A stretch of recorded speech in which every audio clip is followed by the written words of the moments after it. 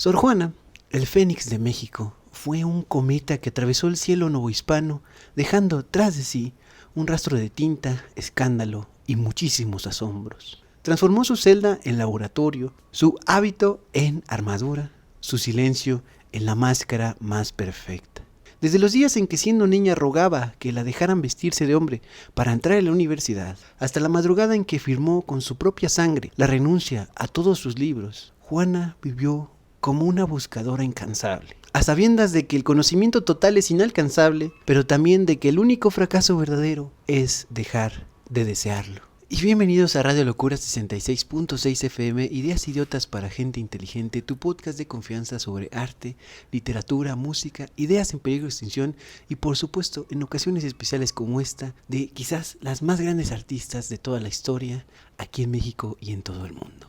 Mi nombre es Javier, @ más o menos en todas las redes sociales. Tengo aquí en YouTube mi canal hermano que se llama Más o menos Literatura, donde comparto cosas que a nadie le importan, pero a todo el mundo le sirven, es decir, reseñas literarias, comentarios críticos y culturales y demás cosas por el estilo. Aquí les habla su pendejo. Yo soy Alex Siriana, Alex.Siriana en todas las redes sociales. Ya saben que me pueden buscar en todas las plataformas de música para que vayan a escuchar el trabajo de mi vida y sobre todo les recomiendo que lo hagan en Bandcamp, donde pueden apoyar directamente a sus artistas. Muchísimas gracias como siempre a Fango Bazar, nuestro patrocinador oficial, que en este momento están viendo las playeras, los modelos en la pantalla y pueden ir a hacer sus pedidos directamente a su Instagram. Puedes formar parte también de la familia de Radio Locura en Patreon. Tienes toda la información en la descripción, como en cada video y también en la pantalla. Puedes formar parte de la familia Lucrológica aquí directamente como miembro del canal en YouTube. Y sabemos que tienes Instagram. Síguenos ahí también porque vienen todos los anuncios de lo habido y por haber sin ningún problema. Radio Locura. Si es la primera vez que estás viendo Radio Locura, te informamos que el episodio anterior fue sobre Edgar Allan Poe, también uno de los más grandes escritores de toda la historia, una persona que vivió muy lamentablemente en casi todo momento, pero escribió de los mejores cuentos y poemas para recordar aquí siempre, sobre todo el del Cuervo. No te lo pierdas, ya está en el canal, es una oportunidad maravillosa para que visites las sombras más profundas de tu propia realidad. Y no se olviden que pueden ir a ver las minisecciones que salen de lunes a viernes, que son pequeños bocadillos culturales para que tengan algo que platicar en el pinche camión, en el recreo. Así que recuerden que la locura todo. Y que ser animal no está tan mal. Vamos a ver el intro y estamos de vuelta.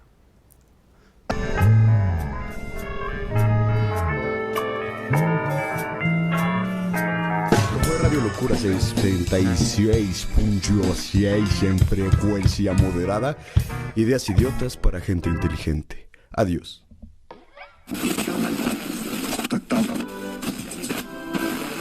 Episodio número 99. Sor Juana Inés de la Cruz. ¿Quién era Sor Juana Inés de la Cruz? ¿Una monja? ¿Una poeta? ¿Una hereje silenciada? ¿O acaso era la mente más poderosa del barroco americano, encerrada entre muros de convento, pero con la mirada puesta en las estrellas? ¿Cómo logró una mujer de hace tantos siglos convencer a virreyes, obispos y sabios de que su inteligencia no tenía género, que su pluma valía tanto como la de cualquier ser humano, entre tantos hombres en esa época y también en nuestros tiempos, y también que su deseo de saber no era pecado, sino una oración muy propia?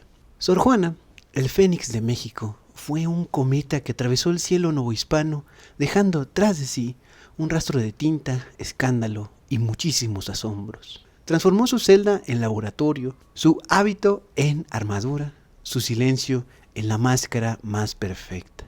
Desde los días en que siendo niña rogaba que la dejaran vestirse de hombre para entrar a la universidad, hasta la madrugada en que firmó con su propia sangre la renuncia a todos sus libros, Juana vivió como una buscadora incansable, queriendo, intentando, abarcando, a sabiendas de que el conocimiento total es inalcanzable, pero también de que el único fracaso verdadero es dejar de desearlo. Hoy, en este episodio especial, el 99 de Radio Locura, no nos limitaremos a estar pasando por su vida, su biografía y nada más. Vamos a entrar en su biblioteca antes de que la vendiera. Vamos a escuchar los paseos de los virreyes en el locutorio ahí mismo, los susurros de los obispos que tejían su condena con palabras de elogio. Vamos a entender por qué una mujer que lo tuvo todo, talento, fama y un cierto poder, eligió desprenderse de sus 4000 volúmenes y encerrarse en un silencio que aún nos está interrogando. ¿Qué nos dice su vida, 3 siglos después, sobre el precio de saber, sobre la herejía de anhelar, sobre la extraña forma de triunfar que a veces adopta la derrota? Entonces aquí es en este episodio de Radio Locura, donde empezamos con el primer movimiento de toda esta historia, el deseo. Y una pregunta encabeza esto: ¿cómo nace una obsesión cuando te prohíben las aulas? Juana Ramírez de Asbaje nació en San Miguel Nepantla, al pie de los volcanes. Hija ilegítima de un capitán canario, Pedro de Azuaje. Hoy sabemos su nombre gracias a varios documentos que han sido hallados a lo largo ya del siglo XXI. Y también hija de Isabel Ramírez, una criolla decidida que supo administrar sola sus propias tierras. Creció sin padre, Juana, pero con una biblioteca del abuelo que fue su primer territorio conquistado. A los 3 años seguía a su hermana a la escuela y rogaba que le enseñaran también las lecciones que estaban viviendo. Las biografías más piadosas llaman a esto precocidad. En este programa lo llamaremos hambre de saber, lógicamente. A los 7 años ya había devorado los clásicos de la biblioteca de su abuelo y entonces formula su primera gran pregunta: ¿por qué las mujeres no pueden ir a la universidad? Su propuesta es tan lógica como radical: vestirse de hombre, cortarse el cabello, ponerse calzón y jubón. El jubón es una especie de faja que se usaba en la época, y cruzar las puertas de la Real y Pontificia Universidad de México como un estudiante más. La respuesta ante esa propuesta de la joven Sor Juana fue no, siempre fue no. Este transvestismo imaginario no lo quería solamente para estudiar, quería parecer quien no era para poder ser quien sí era. La máscara como primera estrategia de supervivencia intelectual. Y aquí podemos preguntarnos muy fácilmente, lamentablemente también, ¿cuántas mujeres hoy siguen poniéndose máscaras para ser escuchadas, para hacer su arte, para que se comuniquen sus ideas? En el caso de Sor Juana, el latín, por otro lado, lo aprendió en 20 lecciones, muy prontamente. La retórica, la lógica, la filosofía, las fue robando de libros prestados, de conversaciones oídas a escondidas. Su inteligencia era una fuga de agua a presión. Buscaba cualquier rendija para proyectarse, para salir. A los 13 años ya era célebre en la pequeña corte virreinal de Nueva España. Su ingenio, decían, era un prodigio, un monstruo en el sentido más clásico, algo que viola las leyes de la naturaleza. Y si el primer disfraz de Juana no fue el traje de hombre, sino el de la niña dócil que nunca fue, eso también es muy discutible, entender qué tanto se instalaba en lo que también debería de haber sido una niña de su época. Tampoco lo fue. En realidad ella siempre estaba transgrediendo todo lo que se esperaba de ella, porque quería, ¿qué? Conocer más, abarcar más de todas las ciencias y las artes posibles. Y ser una brat. Vean el episodio de Charlie XCX. ¿Se puede ser libre entonces en una jaula de oro? Siguiente pregunta.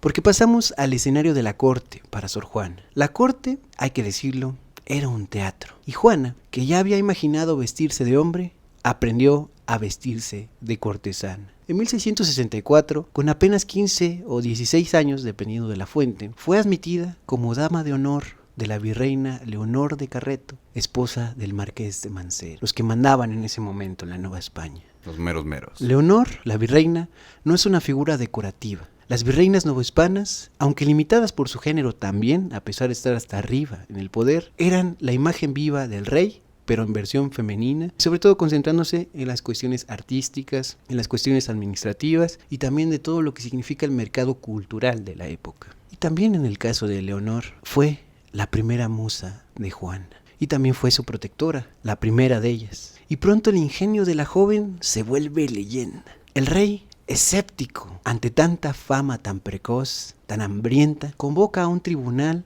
de sabios, 40 hombres, teólogos, juristas, matemáticos, filósofos, artistas, que la interrogan durante horas. Preguntas sobre historia, poesía, teología, mecánica celeste. Y Juana, siendo aún tan joven, responde a todas las preguntas, sin apuntes, sin titubeos, sin errores. Maldita sea, lo logra absolutamente. Y el virrey confiesa, palabras menos, palabras más: Dios mío, ¿cómo es posible que una mujer tan joven sepa tanto? Y la pregunta reveladora, y que se acumula con una pregunta más, que es: ¿cómo es posible que esta mujer tan joven se defendiera de todos estos, como si fuera un galeón español imperial, frente a unas pequeñas chalupas, que serían los que supuestamente son los sabios en esa corte? Nadie se preguntaba al mismo tiempo: no era posible eso, que un hombre supiera tanto. Ella era una excepción, el milagro, el monstruo. Y los milagros, cuando dejan de ser útiles, se exorcizan. Juana lo sabía ya en estos momentos. Por eso, cuando la corte le ofrece matrimonio, distintas ligazones ya de pues comprometerse en nupcias, hacer este tipo de acomodos sociales de la época, y varios pretendientes también pues giraban al torno de ella. Ella elige otro camino. No el amor, no la maternidad, no la vida que se espera de una mujer criolla de su clase. Elige el convento, pero no por fe, al menos no por solo fe. Ella misma lo escribió después, entró en religión porque para la negación que tenía al matrimonio era lo menos desproporcionado y lo más decente que podía elegir. En otras palabras, el convento era el único lugar donde una mujer podía estar sola con sus libros, sin un marido que la estuviera limitando, chingando, y también sin toda la cuestión de la maternidad, lógicamente. Aunque aquí hubo 2 pasitos en su entrada al convento. Primero entró con las carmelitas descalzas, y esas se caracterizan, al menos en la época, por portar estos hábitos blancos como el que estamos viendo detrás de nosotros, pero ahí la pasó tremendamente fatal, porque las carmelitas descalzas, pues por eso se llaman descalzas, porque someten su cuerpo a mucho suplicio, a muchas limitaciones, a penas, para jurarse ante Dios. Y en ese momento Sor Juana, ahora ya como tal llamada Sor Juana, dice: de aquí no soy, podemos intentarlo en otro lado. Se conecta la posibilidad. Me gustan los zapatos. Me gustaría más no andar descalza, así que vámonos de aquí. Y se mete, por recomendación también de un personaje que estaremos viendo después, Núñez de Miranda, a toda esta cuestión, pero de las Jerónimas. El convento un poquito más relajado, donde no tenía que someterse a tanto castigo, a tanta privación, y ahí seguirá su camino. En San Jerónimo, la celda, su habitación, en nuestros tiempos así se llamaría, se volvió todo el mundo para ella. Imaginemos una habitación entonces de unos 20 metros cuadrados, muros de tezontle, un alto ventanal que da al huerto, pero en lugar de un reclinatorio, lo que ocupa el centro de ese lugar es una mesa de roble cubierta de papeles. En las paredes, estantes que suben hasta el techo. 4,000 volúmenes, se dicen en muchas fuentes, una de las bibliotecas más grandes de la América virreinal. Sobre la mesa, por ejemplo, un astrolabio, junto a él una brújula, un mapa celeste, una esfera armilar, y también una sartén de cobre, una vasija de barro, frascos de especias. Aquí, en la celda de Sor Juana, no se reza solamente. De hecho, es lo de menos si lo vemos detenidamente. Aquí se estudia. Sor Juana ha convertido su celda en un microcosmos. Ha traído el mundo adentro porque el mundo afuera le está vedado. En esos movimientos podemos ver ese tipo de representaciones donde ella ya agarra un cetro de flores, de conocimiento también en la cabeza, que son maneras de representar esta iluminación, no por la cuestión religiosa, sino por dedicarse completamente al estudio, aunque la interrumpían constantemente, aunque también pues mucho tiempo fue administradora de este convento, es decir, organizaba las cuestiones del dinero del lugar, y son cosas que te llevan tiempo, además de cocinar, que lo estaremos viendo más en este episodio. En cuanto a los virreyes, podemos hablar de una coreografía de poder y de afecto al mismo tiempo. En 1960 llegó a México una mujer que cambiará la vida para siempre de Sor Juana, María Luisa Manrique de Lara y Gonzaga, virreina consorte del 6º Marqués de la Laguna, 11ª Condesa de Paredes, princesa de la Casa de Matua. Esta mujer, María Luisa Manrique, la que es la Marquesa de la Laguna, la Condesa de Paredes, significará una mujer en la cual Sor Juana se identifica y se entiende profundamente. Porque María Luisa tiene 20 y tantos años, una educación exquisita y un poder que ninguna otra virreina había tenido hasta la fecha. No es una acompañante simple y llanamente, es una interlocutora de Sor Juana. Entre ella y Sor Juana se teje un vínculo que la crítica aún debate. Amor intelectual, deseo sublimado, la complicidad de 2 mujeres que saben que su poder depende de nombrarse en clave una a la otra. Sor Juana, en esto, la llamaba en sus poemas Lisi. En varios de esos versos aparece esta mujer, en código lógicamente. Le escribe poemas de una intensidad deslumbrante. Te escribo poemas.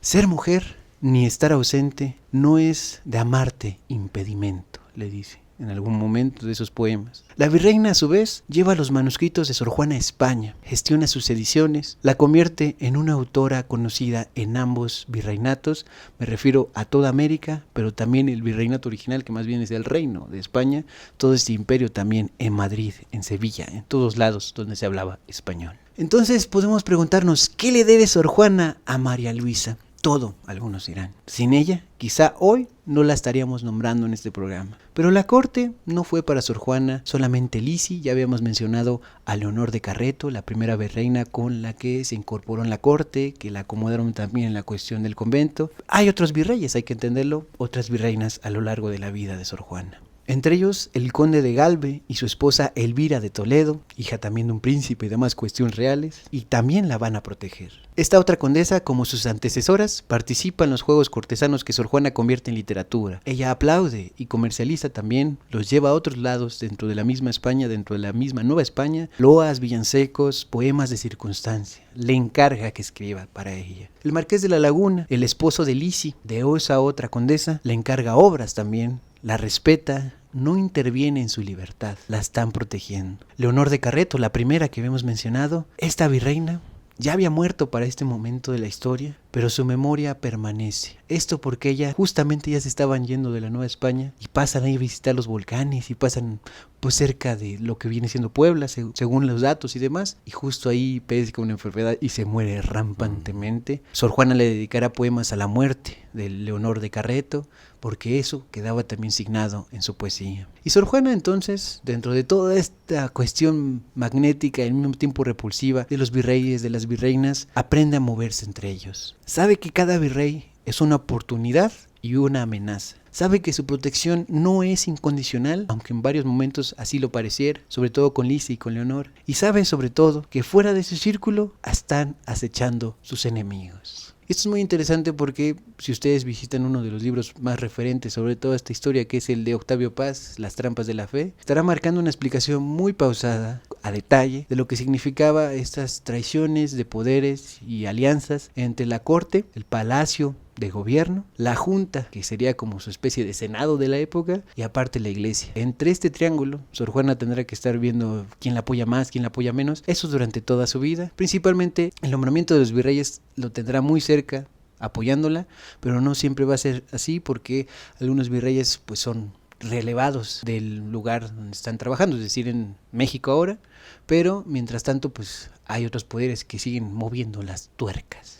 Pero aquí ya llegamos a probablemente su obra más renombrada hasta nuestros días, es El Primero Sueño. Y aquí nos preguntamos, ¿puede un poema ser un telescopio? ¿Y también puede un poema ser un viaje astral? ¿Puede un poema intentar averiguarlo todo? Pues con Sor Juana sí, y lo estaremos viendo justo en este momento. En 1692, Sor Juana escribe esta obra maestra, no por encargo, no por obligación, como muchas otras de las cosas que sí escribió, por puro gusto, diría ella. Primero Sueño es un poema de 975 versos que narra el viaje nocturno del alma en busca de la totalidad del conocimiento. Ni más ni menos la misión de investigarlo todo directamente desde el espíritu. Esto porque el cuerpo duerme en este poema y también en nuestra vida, pero la mente asciende. Atraviesa esferas concéntricas, contempla pirámides, ordena el cosmos, nombra las estrellas y sobre todas estas cosas que lo hace una vez, fracasa inmediatamente en cuanto llega a un punto. Al amanecer, el alma despierta sin haber abarcado el infinito. No se puede. El saber total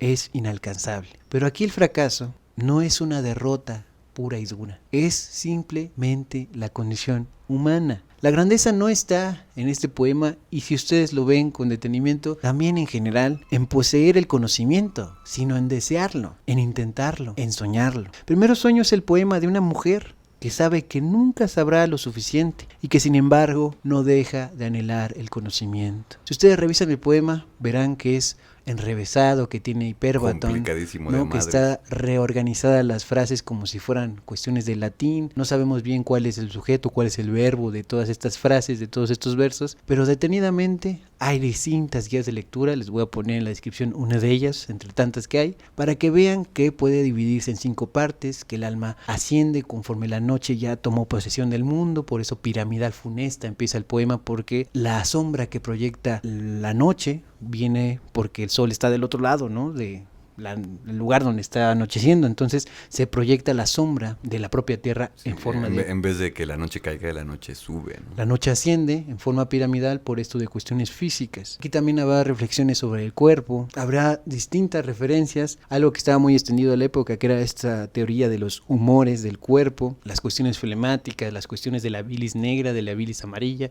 Todo esto estará repasado porque Sor Juana estaba enterada de lo que se tenía que saber dentro de este mundo virreinal, escolástico, escolástico. Cuando decimos escolástico es de la escuela de la iglesia, a todo volumen, de estas teorías de Santo Tomás de Aquino, de los clásicos griegos, de Hipona. En todos estos casos no estamos viendo completamente la revolución científica que vendrá pues por la modernidad, con Isaac Newton. Vea nuestro episodio, ya está completamente disponible en el canal. Buenísimo. Principalmente con Descartes también, sino que estará hablando de todo lo que la Edad Media ya perfeccionó, básicamente, hasta las últimas consecuencias de lo que ella puede estudiar, porque recordemos que la Nueva España, al igual que España en este momento, era una sociedad más o menos cerrada, había ideas que no podías tocar, sino que ya estaban muy instauradas, pero al estar instauradas, Sor Juana se las sabía del derecho y del revés. Sobre el primer sueño, entonces, sí la guía de lectura en la descripción y otras palabras para cerrar esta idea, justo de este poema, que ¿por qué es tan importante? Porque cuando estamos viendo que un alma en este poema no tiene sexo, no tiene género, no tiene marcado que se defina si importa su cuerpo o no, solamente está en la misión de explorar el cosmos, de tener conocimiento, de anhelarlo, de visitar todas las maravillas del mundo antiguo y también contemporáneo de esa época. Todo esto nos está posicionando en una sensación y en una claridad para Sor Juana, que lo dice en otros momentos, pero aquí también. No importa de qué color es nuestra carne, de qué manera tenemos representado el signo de la sexualidad en el cuerpo y socialmente. Lo que importa es que tenemos capacidad para la sabiduría, para la reflexión, para una sonrisa intelectual, incluso dirán de ella Rosario Castellanos, que ya tiene también su episodio en el canal. Y bueno, Sor Juana entonces está proponiéndonos en el primer sueño toda esta idea de la trascendencia del alma, pero no un alma que va hacia Dios solamente, porque ni siquiera sale Dios como tal, ningún mensajero de Dios sale en esto. Está el alma en el mundo tal cual, en una noche de conocimiento que tiene fracaso, pero eso no significa que no tengamos que seguirlo intentando, conocer, abarcar más, comprender cómo se ordena el universo, aunque no lo definamos de una vez y para siempre del todo. Sí, de alguna manera lo que está intentando es hacer el amor con el cosmos en el sentido del conocimiento, ¿no? Con el ojo de la mente. Y lo cabrón de todo esto es obviamente la forma en la que lo hace, porque es demasiado complicado, pero en un muy buen sentido, porque musicalmente está delicioso este poema. Obviamente los poemas se definen por ser musicales y sonar muy bien, pero en este sentido Sor Juana ahora sí que se las lleva de todas. Sí, pues es una composición muy libre, ¿no? Los poemas pueden estar más largos, más cortos, es una silva, le llaman, para que se quede el dato completamente, que tiene mucha libertad para organizar los versos como quieras, de lo largo que quieras y de lo corto que quieras, y no hay problema. No tiene rima, no tiene que rimar a fuerzas de poema, sino que es la libertad de precisamente tener musicalidad para explorar el universo en el primer sueño. Hombres necios, claramente es una mención obligada, de hecho muchísimo más obligada que el primer sueño a nivel de cultura popular, porque pues realmente pues nos refiere muchísimo. Aquí la pregunta es por qué seguimos citando estos mismos versos una y otra vez después de 3 siglos de Sor Juana, ¿sí? Porque dicen así, ¿no? Si no la han escuchado, pues ahí va, al principio al menos. Hombres necios que acusáis a la mujer sin razón, sin ver que sois la ocasión de lo mismo que culpáis. Son 8 estrofas, cuando ves toda esta composición completa, apenas 40 versos, es muchísimo más breve que el primer sueño, y sin embargo, este poema de Sor Juana es el más famoso de toda su historia, al menos hasta nuestros días. El que ha viajado por siglos y continentes, se tradujo al inglés, por ejemplo, en 1873, en una revista de Nueva York, por cierto, citado también en marchas feministas, impreso en pancartas, en memes, todo muchas veces con Sor Juana. A nivel de cultura popular nos lleva a este poema. Pero ¿por qué sigue vigente esta composición, hombres necios que acusáis a la mujer? Porque la estupidez misógina parece ser inmortal. La misoginia parece algo que no se agota. Pareciera. Y también porque Sor Juana no denuncia en este poema, está diseccionando como lo hacemos en este canal. Muestra la lógica perversa del que provoca y luego castiga, del que pide pureza y siembra deseo. Un fragmento de este poema dice: pues ¿cómo ha de estar templada la que vuestro amor pretende, si la que es ingrata ofende y la que es fácil enfada? Este poema es un artefacto de precisión absoluta, como todo lo que ella compuso. Cada palabra encaja como una pieza de un reloj. Es la misma comparación de siempre. Podemos verlo como mecanismos más bien de un cosmos que ella está viendo en todos lados. La ironía de denunciar lo que estás provocando. Y al final, la sentencia, muy directa, de lo que estuvo organizando en este poema. Hombres necios. No son las mujeres quienes deben rendir cuentas, sino los hombres que fabrican la culpa para luego condenar a las mujeres. 3 siglos después, seguimos discutiendo lo mismo, lamentablemente, pero afortunadamente por Sor Juana, porque ella lo señaló,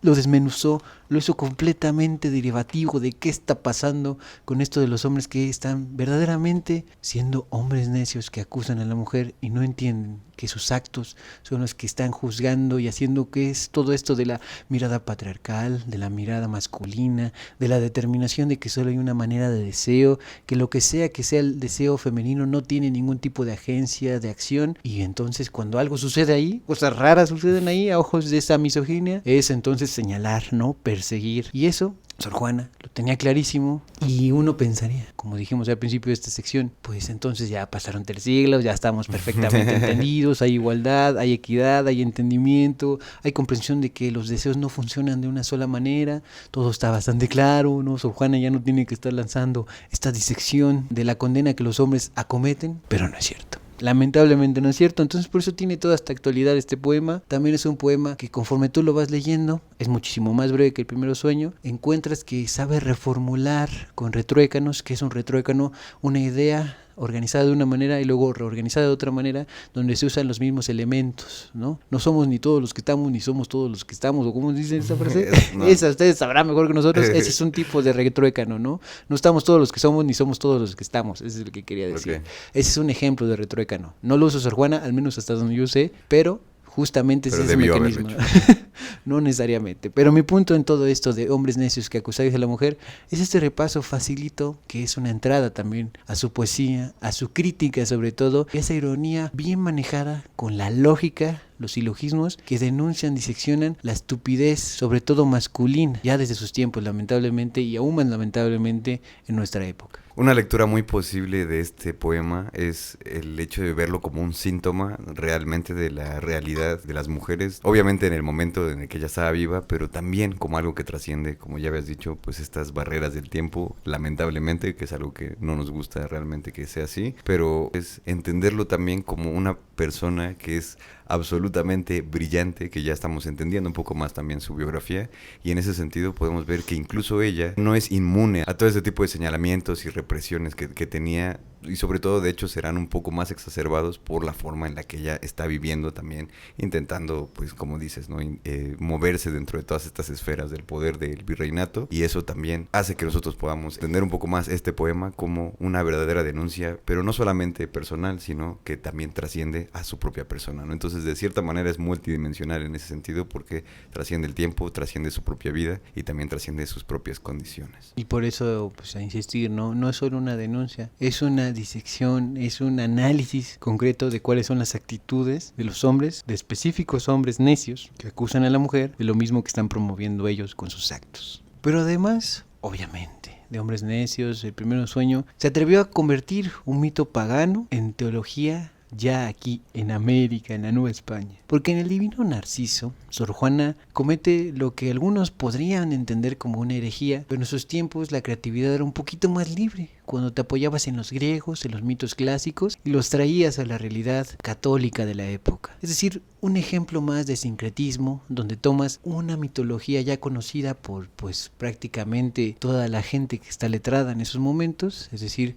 Zeus, Poseidón, y en este caso específico, Narciso, ¿no? El mito de aquel personaje que se ve a sí mismo en el agua y se enamora de su figura y se termina ahogando en ese movimiento. Sor Juana toma entonces ese mito clásico y entonces lo convierte en una alegoría de la Eucaristía. En este caso, entonces, es divino Narciso porque Narciso es Cristo en esta historia. Su reflejo, la humanidad. La fuente que está inaugurando esta agua donde se ve reflejado es el bautismo. Pero no solo es eso el divino Narciso. En el auto sacramental que estamos tomando aquí, introduce personajes indígenas que los nombra el Occidente y la América con mayúsculas. Son alegorías que representan justamente a este lugar del mundo, a este continente, y los hace dialogar con la tradición europea, con los pastores clásicos, con las ninfas de este mito originalmente griego. Y aquí las preguntas que siguen siendo muy valiosas hasta nuestros días es: ¿este es el primer teatro mestizo? ¿La primera teología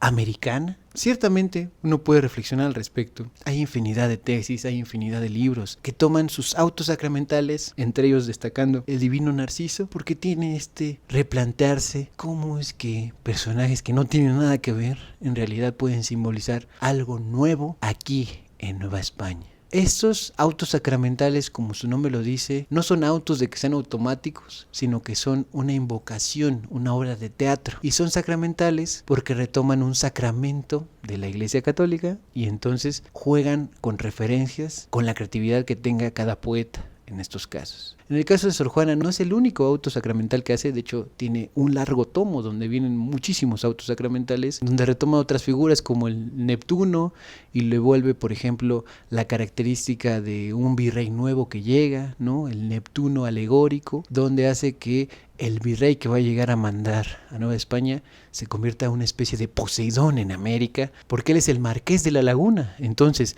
si Poseidón, Neptuno, es el dios de las aguas en la mitología, ¿por qué no el virrey que va a llegar aquí es también un Poseidón? Porque viene de la laguna, ¿y a dónde? Al reinar aquí. Este lugar que originalmente y en estas épocas todavía tenía muchos de estos canales, ¿no? De la original Tenochtitlan en la Ciudad de México. Entonces, hace sentido cuando lo ves en estos movimientos, claro, que juntes algo completamente clásico, mitológico griego y lo aterrices en personas de poder a las cuales pues tenía que hacerle esa gran entrada con estos autos sacramentales que siempre están refiriendo, por eso se distinguen muchísimo los autos sacramentales de esta época ya de finales del siglo XVII a la Eucaristía, a esto de recrear la cena donde Cristo reparte su cuerpo, su sangre en forma de pan y vino a sus apóstoles, que se sigue repitiendo en cada una de las misas que celebran católicamente. Entonces todo eso está como bien engarzado. Cada una de estas obras, sobre todo el Divino Narciso, como insignia de estos movimientos, hacen posible que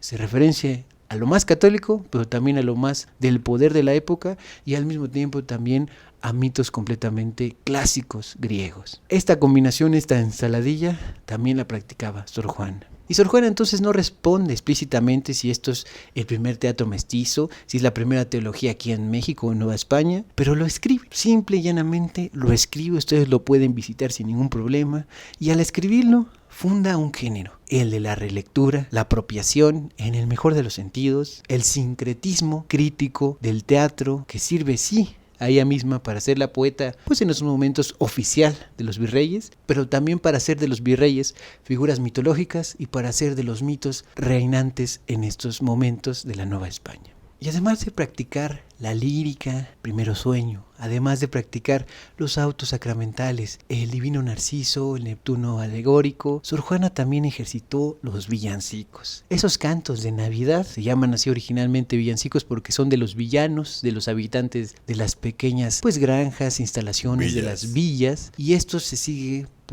aplicando, pero ya con fines muchísimo más religiosos, y pues por eso los villancicos son de Navidad, porque celebran que la llegada del niñito Jesús. Pero en el caso en general de los villancicos es que justo son eso, canciones repetitivas que te cuentan una historia, como los juglares. Vamos, pastores, vamos. Y también como los que visitan pueblos, que siguen recordando la historia de cómo, en este caso, su Dios, no, su fe se consolida. Pero además de todo esto que estoy diciendo súper clásico de los villancicos y demás, está Sor Juana metiendo en esas oportunidades la voz de los marginados en las catedrales barrocas. Esto porque Sor Juana escribió cerca de 200 villancicos para las fiestas litúrgicas, piezas encargadas, funcionales, de consumo más o menos inmediato por las festividades que venían conforme cada año pasaba, y sin embargo, allí introdujo lo que la poesía culta excluía más o menos en general. Personajes de afro-mexicanas, afro-novohispanas, que cantan de manera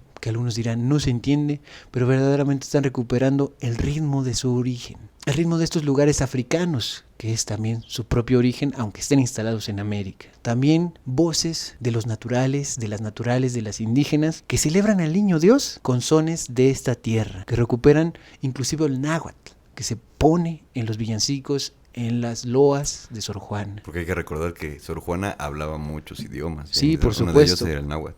Manejaba el latín, estaba bastante enterada del griego, por lo menos leído. También tenía nociones de italiano, de portugués. Sabía muy bien las cuestiones del español en todas sus variantes, que incluyen toda esta comunicación con las lenguas indígenas de acá, no solamente náhuatl, también referencias de otomí, en fin, todo eso, más toda la cuestión de saber versificar en todas estas lenguas, sobre todo sí en el español, sí en el criollo, digamos, el más convencional de la corte, del convento, pero también de las personas que estamos diciendo aquí que son marginados en toda esta catedral barroca, en esta cultura enrevesada, sobrecargada y demás, pero que está enterándose de todo Sor Juana y lo pone también en sus villancicos, en sus loas, en todos estos ejercicios siempre en verso. Y también incluye pastores, por ejemplo, en estos villancicos que cantan en sayagués, que es una lengua que viene derivada de España, de todos estos también que emigraron a Nueva España, y músicos callejeros también aparecen, vendedoras, esclavos. ¿Y por qué hizo todo esto Sor Juana? Porque la catedral era el único escenario masivo donde se escuchaban estos villancicos al que una monja podía acceder, porque Sor Juana sabía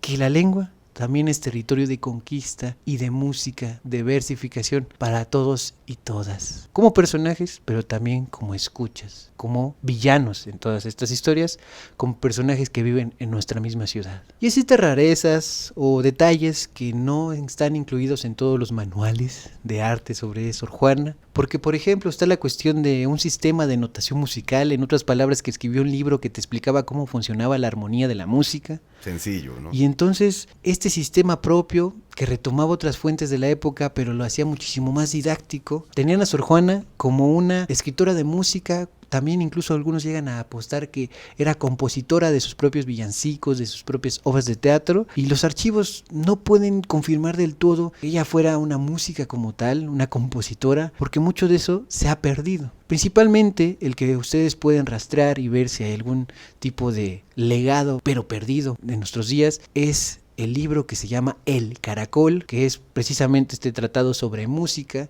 que busca pues precisamente entender cómo es que la armonía no solo está en las esferas del universo, que también lo sabía Sor Juana de la astronomía, sino en la propia cuestión de la música, en los intervalos, en cuánta distancia hay entre un mi y un fa y un re, y todas estas cuestiones de los músicos que ustedes sabrán muchísimo mejor que yo, obviamente, pero se llamaba El Caracol porque hay esa cuestión de la espiral en la música, en la armonía, digamos, más o menos clásica, más convencional, y que ella estaba buscando explicar completamente de manera didáctica en este tratado, en este libro, El Caracol. Desafortunadamente está perdido. Sí hay reseñas, sobre todo de Sigüenza y Góngora, o también un de poeta. Góngora y Góngora. Es más o menos de uno de los originales de ese apellido, sobre todo en América, porque él reseña o hace menciones de este tratado como de otras obras de Sor Juana, porque son contemporáneos. De hecho son como los dos grandes poetas de la máxima época en este sentido. Pero bueno, Sor Juana también se arriesga, por eso es polímata, como lo vimos en nuestro episodio de Mujeres Polímatas. También se arriesga de que era música, compositora, musicóloga y también maestra de armonía musical.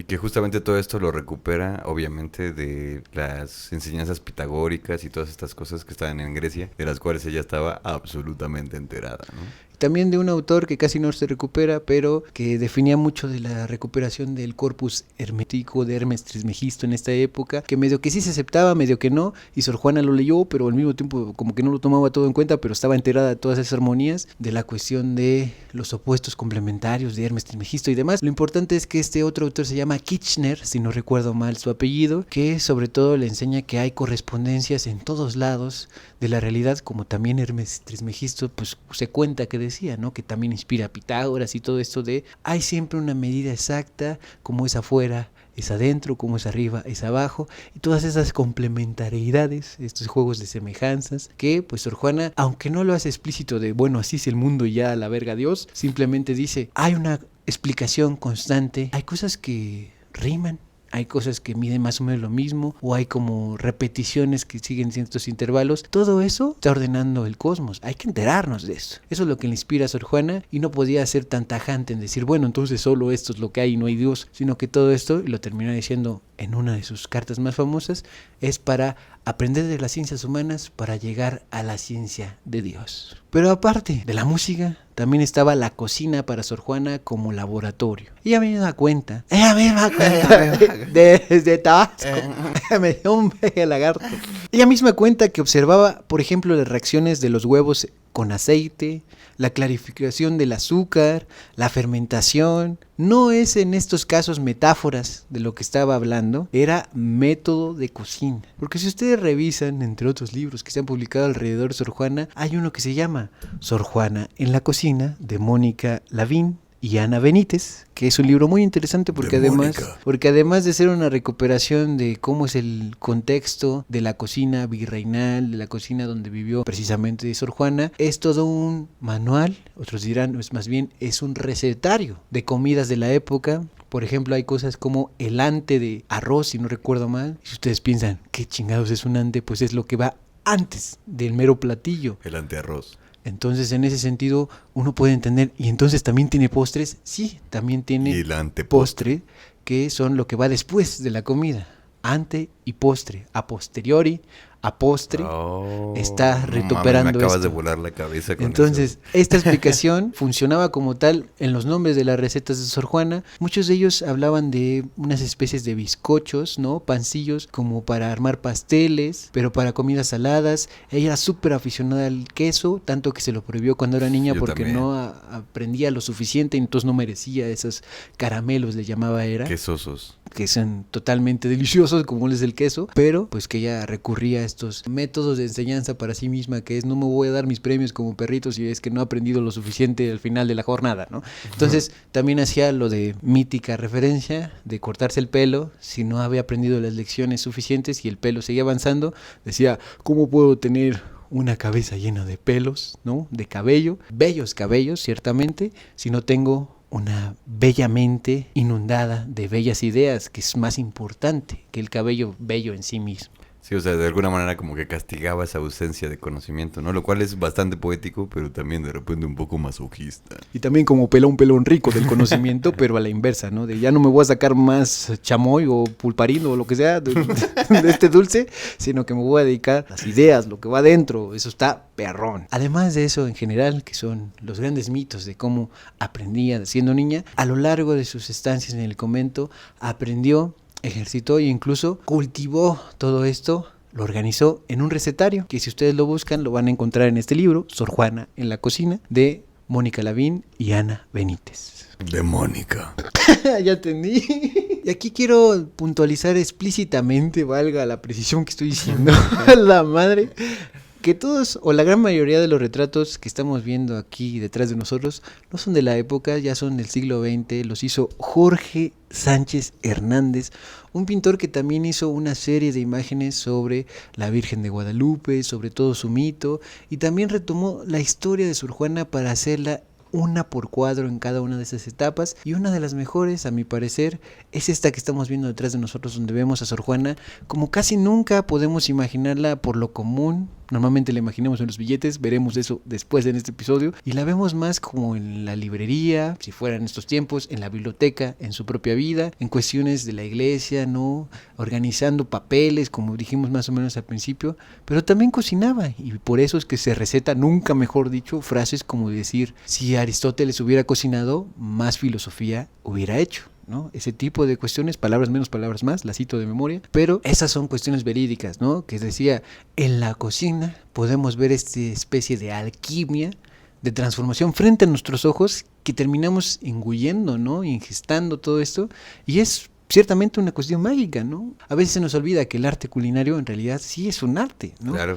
Y es una alquimia en todo esto que va directamente a nuestros adentros. Todo eso se quedaba Sor Juana bien clavadísima viendo cómo si le ponías tanta sal a un huevo, se dejaba de ser huevo y de repente seguía siendo huevo, cosa que me recuerda sobre todo a Clarice Lispector, también una excelente escritora, ella de Brasil, ya del siglo XX, pero que tiene su episodio en el canal, vayan a verlo después de este. Inclusive, otra rareza que nos habla más de su polimatía, de esta dedicación a diferentes artes, diferentes ciencias, es que algunos historiadores del arte creen que este retrato que está detrás de nosotros, de Juan de Miranda de 1713, que no fue pintado en su vida, o otros dirán, no, sí fue pintado en su vida, porque en realidad es una réplica de uno que ella misma pintó, como podemos ver en esta recreación de Jorge Sánchez, que también nos regala esta imaginación hecha cuadro, que es Sor Juana incluso pintando. Porque Wow. si ustedes revisan muchas de sus obras pueden ver, sobre todo El Primero Sueño, pero muchos otros, que hay referencias a la cuestión de la geometría, de la perspectiva. En una carta que estaremos viendo después, ella también reflexiona cómo es esto de perderse, en cómo es que uno ve un punto de fuga, no lo llama así, pero esta conversión o no conversión de dos líneas que se proyectan hasta allá. Dices, no, pues entonces todo el espacio se hace bien chiquito, yo ya no entiendo nada. Pues es una ilusión óptica y ella se clavaba en esos detalles, ¿no? Y entonces uno arriesga, otro también arriesga, que incluso este cuadro que está antes es solamente una copia de uno que hizo ella. Y si más consideras que en su obra escribe poemas que se llaman retratos, más o menos, que buscan hablar de retratos, pinturas, y lo va versificando, qué ve en esos mismos cuadros y los hace poesía, y se cuestiona sobre cómo a veces la vida uno piensa que es solamente los colores, lo bello de lo verde, lo bello de plasmar las pinturas en un cuadro, cuando el tiempo pasa y toda esa obra de arte pictórica solamente es como nada, como polvo, como una excusa para que el tiempo pase. Este tipo de cosas también están en sus poemas muchísimo más breves, sobre todo los sonetos, donde reflexiona sobre ideas poéticas que reflexionan sobre el paso del tiempo y de la vida frente al arte que a veces uno pretende que permanece, pero no es cierto. Pero esta discusión sigue siendo muy real y muy potente porque sobre todo Oscar Wilde se dedicó una novelísima reflexionando a este respecto, ya de manera muchísimo más exquisita para la época de que estaba más cerca de nosotros, que se llama El retrato de Dorian Gray. Pero lo que trato de decir es, vean ese episodio si no han visto hasta el momento esa oportunidad de ese escritor exquisito, y recuerden a Sor Juana quizás también como una excelente pintora de la cual hemos perdido mucho o todo de sus pinturas. Probablemente este que está acá solamente es una copia de una obra de arte también pictórica que ella hizo. Carta tenagórica. ¿Cómo una crítica teológica se convirtió en un campo de batalla para Sor Juana? Estamos hablando ya del conflicto en su vida, maldita sea.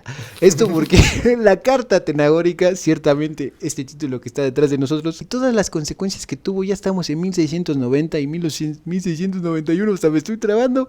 Estamos en agosto, precisamente, de 1690. En el locutorio del convento de San Jerónimo, Sor Juana recibe visitas una y otra vez. Ella no sale al mundo, más bien vienen a verla a ella. Incluso se llegaba a arriesgar esta frase de que si no pasas cuando vienes o no a España a visitar a Sor Juana, tú eres un don nadie, tú no te enteras de nada, tú no tienes cultura, eres un idiota. Pero por eso pasaba mucha gente, afortunadamente para ellos, más o menos, no tanto por Sor Juana porque la interrumpían de lo que estaba trabajando. Pero entre todas esas personas, un hombre, que no sabemos explícitamente su nombre, escucha que esta monja está criticando con mucha brillantez un sermón predicado 40 años antes por el padre Antonio Vieira, un jesuita portugués que era muy famoso en su tiempo. Vieira había propuesto un argumento teológico sobre la mayor fineza de Cristo. Esto de la mayor fineza en estos momentos era una discusión bien clavada sobre, en realidad, qué es lo más chingón que nos dejó Jesús en su vida, Jesucristo. En otras palabras más finas, nunca mejor dicho, es reflexionar sobre la mayor muestra de amor que Dios en cuerpo de Cristo pudo dar a la humanidad. Sor Juana discrepa de lo que decía este jesuita portugués. Se me hace que estás medio pendejo, mi Vieira. Y lo hace con una argumentación tan precisa, tan erudita,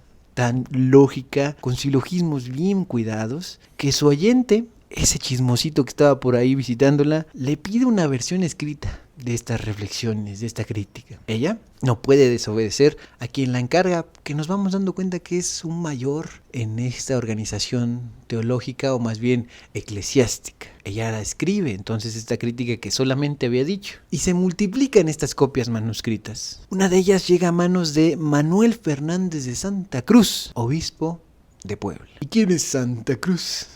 Pelele de frente a Sor Juana. Santa Cruz, el obispo de Puebla, es un admirador de Sor Juana, pero también un jugador en el tablero de este poder eclesiástico. En 1680, cuando el arzobispado de México quedó sin alguien que estuviera ahí pues trabajando, quedó el asiento vacante, él, Santa Cruz, fue uno de los candidatos para volverse arzobispo de México, así de huevos. Pero él perdió frente a Francisco de Aguiar y Seijas, un hombre que tenía un perfil muy distinto al de Santa Cruz, porque Francisco de Aguiar era un misógino declarado, enemigo del teatro, de la poesía profana, de todo lo que Sor Juana significaba y representaba. Perfecto, hagámoslo arzobispo. Entonces, la hipótesis es la siguiente. Santa Cruz, el obispo de Puebla, ve en el texto de Sor Juana un arma. Este es Santa Cruz. Al publicarlo, está haciendo dos cosas a la vez. Honra a la monja que en realidad admira y al mismo tiempo busca herir a su rival en todos esos acomodos del poder de la iglesia. Porque Aguiar, este otro, es admirador de Viera, el hombre jesuita portugués que hizo el discurso que Sor Juana está criticando. Claro. Y es porque Aguiar y Sejías pertenece a la Compañía de Jesús, obviamente también es jesuita, la misma orden del predicador portugués. Y también pretende Santa Cruz, el obispo de Puebla, herir a su rival político porque cuestiona a una autoridad previa a él, también jesuita, e indirectamente cuestiona completamente el nombramiento del arzobispo de México. Es decir, yo estoy aquí en Puebla y quisiera haberme ido a México a trabajar y no me dejaste, entonces tú eres un pendejo, voy a publicar la carta de Sor Juana y entonces todos se vuelven desmadre. Porque en noviembre de 1690, sin informarle a Sor Juana, el obispo de Puebla, Santa Cruz, publica el texto en Puebla. Lo titula La Carta Atenagórica, como estamos viendo aquí. Y lo acompaña de un prólogo firmado con el seudónimo que a ustedes puede sonarles o no, pero es muy claro en el título. Sor Filotea de la Cruz. Este prólogo que escribe el obispo de Puebla, metido en un transvestismo de nombre, es una obra maestra de lo que ustedes pueden llamar la ambigüedad. Porque por un lado, colma, rellena a Sor Juana de elogios y por otro lado, la reprende. Le dice, tú debes de conservar tu talento para la teología, para las ciencias religiosas, abandonar todos esos estudios que haces del mundo profanos de la ciencia humana y dedicarte a la oración. Esta ambigüedad del obispo de Puebla metido en los zapatos de Sor Filotea de la Cruz hace que esto se vuelva una trampa con guantes de seda del color más púrpura de la época. Y entonces, si ya tuvimos a Sor Juana publicando o haciendo, que le hacen publicar su carta atenagórica, que era una crítica de un portugués, pero en realidad está siendo un combate entre dos príncipes de la iglesia, entonces Sor Juana dice, no, ya valió madre, voy a dedicarme a escribir otra cosa que se va a llamar justamente la respuesta a Sor Filotea. Ahora ya podemos entender por qué esto es una carta que se escribe a otra monja, que en realidad no es una monja, es el obispo de Puebla, pero fue porque este güey publicó una cosa de Sor Juana que no iba a ser publicada, así pero de huevos así, porque estaban teniendo un enfrentamiento dos príncipes de la iglesia. En todo esto, entonces Sor Juana, ¿qué hace en esta carta Sor Filotea, en esta respuesta? No se disculpa, no se arrodilla, responde tal cual. El 1 de marzo de 1690 firma esta respuesta a Sor Filotea. No es una carta de humildad, si ustedes la leen, van a comprobarlo absolutamente. Es una autobiografía intelectual, una defensa feroz también del derecho de las mujeres al estudio, una genealogía de mujeres sabias que van desde Safo en la antigüedad, la poeta, a Hipatia, también la filósofa. Y en el centro hay una frase, muchas más, pero esto es muy importante resaltar aquí, que aún hoy nos puede estremecer. Sor Juana dice, en la respuesta a Sor Filotea, en un momento dado, no estudio para escribir, ni menos para enseñar, que fuera en mí desmedida soberbia, sino solo por ver si con estudiar ignoro menos. Esta carta, esta respuesta, no es una rendición, es un manifiesto. Si tú la lees en estos días, vas a encontrarte con esta declaración de principios de Sor Juana, pero con un estilo muy marcado. Y también es una, por eso mismo, obra maestra de la estrategia, de la retórica, de usar bien el lenguaje, de ser sutil, de marcar matices, de rendir este tributo a la autoridad y al mismo tiempo decir por qué está equivocada esa maldita autoridad. Sor Juana sabe que no debe decir abiertamente, usted está pendejo, está equivocado, pinche obispo de Puebla, aunque somos amigos, usted se pasó de lanza. Así que dice más bien, yo soy la que está equivocada. Permítame explicarle por qué estoy equivocada yo. ¡Qué finura! Y entonces explica, durante páginas en esta respuesta a Sor Filotea, con una erudición que te cagas, chaval. ¿Por qué estudiar no es un pecado? ¿Por qué las mujeres tienen alma racional, capacidad de raciocinio, proyección de lo que debes de enterarte cuando incluso debes ser, aunque incluso seas una mujer que muchas cosas se discuten en esta época de que no deben hacer ciertas cosas, hasta San Jerónimo dice, no, pues también deben de prepararse, incluso dentro de un ambiente donde mujeres enseñan a mujeres cosas más comprensibles. Y también alega, recupera muy elegantemente, ¿por qué entonces si la iglesia supuestamente está en contra de que las mujeres escriban, se inspiren, conozcan, cómo fue posible la existencia de Santa Teresa de Jesús, de tantas otras madres de la iglesia, santas de la iglesia, otras que no lo son, otras monjas como ella que también han escrito? ¿Por qué eso sí sucedió y nadie las condenó en su momento? ¿Por qué a ellas sí? Lo dice sí explícitamente. Si todas ellas lo han hecho, si desde la antigüedad ha habido mujeres extraordinarias, ¿cuál es ¿por tu qué? pedo, cabrón? ¿Por qué hacia mí este pedo? Pero en todo este movimiento no se rebela contra la autoridad eclesiástica, la dobla, la pandea, usa las propias armas de los príncipes de la iglesia, sobre todo el obispo y también el otro con el cual estaba combatiendo y también el otro que era el portugués, para tomar la retórica bien cimentada, la humildad aparente, la cita también en latín, como debe de ser en esta época. Este texto es quizás la obra más peligrosa que escribió Sor Juana a lo largo de su carrera, la respuesta a Sor Filotea, porque no hay herejía más grande en esta época que una mujer que está pensando y escribiendo y haciendo excelente versificación y siendo una maestra de la lógica de los silogismos. Todo esto, una mujer, por lo tanto, que piensa por sí misma. La respuesta a Sor Filotea quizás es el texto que tú debes visitar si no sabes nada o muy poco, además de Hombres Necios, quieres enterarte de más, donde ves una Sor Juana que incluso dice, aquí me estoy esforzando por no escribir un verso, porque pues, a mí me sale natural, si ustedes no, pues son pendejos, ¿no? Pero no lo dice así, yo lo estoy haciendo muy claro, ¿no? Pero dice, a mí me sale naturalmente, ¿no? Y de hecho se me hace raro que todos no hagan esto, ¿no? O sea, que no sea para ustedes natural expresarse en verso. Disculpan, ¿no? Pero yo soy una verga. Pero al mismo tiempo, pues, ciertamente es una limitación mía, ¿no? Quizás solo es un don que me dio Dios, pero que no sirve para nada. Ese tipo de reflexiones hace. Entonces, esta es una oportunidad para que ustedes vean que ella misma habla de lo que ya les he venido diciendo. Una y otra vez les dije en este episodio hasta el momento, hay una carta donde ella dice cierta cosa, hay una carta donde ella reconoce otra cosa. Porque esta es la carta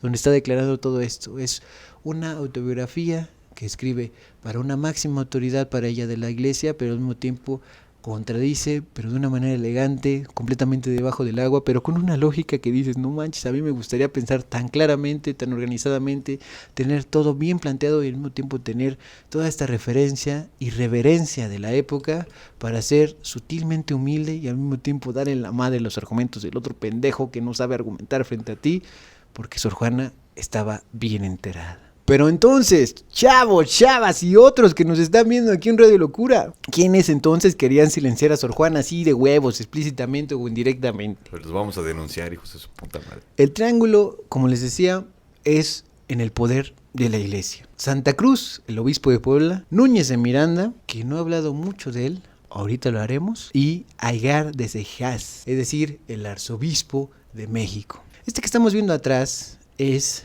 Núñez de Miranda. Es un personaje importantísimo dentro de la vida de Sor Juana porque es el mismo que le hace inclinarse por meterse al convento. Les dice, no, pues no te quieres casar, básicamente, no hay problema. Métete a la religión, métete al convento, vas a estar bien ahí. Pero él también será alguien que le voltee bandera después, o que ella le dirá, ya no quiero tus servicios de confesor, de guía, y aquí habrá muchos dimes y diretes, si la ayudó, no la ayudó, la dejó a su suerte, ella lo corrió de sus servicios, todo ese tipo de oposiciones. Él es Núñez de Miranda. Pero al mismo tiempo, frente a estas tres figuras de poder que estamos diciendo, el arzobispo de México, el obispo de Puebla y el confesor de Sor Juana, hay algo que los une, un mismo deseo: controlar a la monja que sabía demasiado. Manuel Fernández de Santa Cruz, el obispo de Puebla, era el amigo ambiguo. Las cartas que recientemente se descubrieron en la biblioteca palafoxiana, aquí igual en Puebla, publicadas por Alejandro Soriano Valés, revelan un nombre al arzobispo de Puebla que tras la respuesta a Sor Filotea que le mandó Sor Juana, no se enfada, no la condena, al contrario, le escribe en marzo de 1691 y se solidariza con ella, llamándolo amiga, confesando que comparten su vicio dorado que es el estudio. Esto mucho tiempo no se ha visto así, inclusive yo en toda esta investigación llegué a odiarlo, detestarlo, porque dije, pues ¿qué te pasó? No que eran amigos, pero al mismo tiempo no. Pinche traidor. Y es que falsaba información, porque sí le apoyaba, pero hizo este doble movimiento, pero no sabía por esta ambigüedad qué tanto iba a repercutir lo que estaba haciendo, publicando una carta que solamente era para él, la primera, la atenagórica, donde criticaba al portugués, Sor Juana. Entonces, este güey es el amigo que no se definió, pero sí era su amigo, pero al mismo tiempo no, entonces pues le ayuda, pero no le ayuda. Entonces ahí hay un problema que quiere controlarla de, ya no te dediques a las cosas humanas, aquí profanas, de que tus obras de teatro, que tu poesía humana y así del amor y que no sé qué, ya, de los celos, ya deja eso, vete a la teología, enseña esto, las cuestiones de Dios. Pero eso en corto, pero públicamente le hizo un desmadre. Entonces, como estamos diciendo, le pide que deje de escribir estas cosas humanas, que lea libros místicos, teología, que esa parte del mundo, que sea más santa, siempre por las buenas, eso sí, siempre con afecto, siempre erosionando su libertad, pero desde la cercanía. Este es Santa Cruz, Manuel Fernández de Santa Cruz, el amigo ambiguo de Sor Juana, el obispo de Puebla. También está otro que quería controlarla, que se llama, lo decíamos hace un momento, Antonio Núñez de Miranda, el que podría ser el confesor resentido de Sor Juana. Fue su confesor, fue la que le dijo métete como parte de los conventos, y él, para muchos, por lo menos para Elías Trasbulce, es el verdadero destinatario de la carta atenagórica, es decir, que no se la mandó al obispo, sino a su propio confesor. Núñez de Miranda había sido durante años el director espiritual de Sor Juana, hasta que ella, por recientes descubrimientos que también vienen incluidos en muchas investigaciones de ella, es relevado su cargo, es decir, ya no quiero darte a ti la información, confesarme ante ti por parte de Sor Juana. Hay una carta en los años 80 que se publica y viene incluido en el libro de Octavio Paz, donde precisamente es ella quien le dice, ¿sabes qué? A la chingada, ya no quiero tus servicios, cuando mucho tiempo se había creído que en realidad fue él el que dijo, ya no voy a apoyar a Sor Juana, ya me voy de aquí.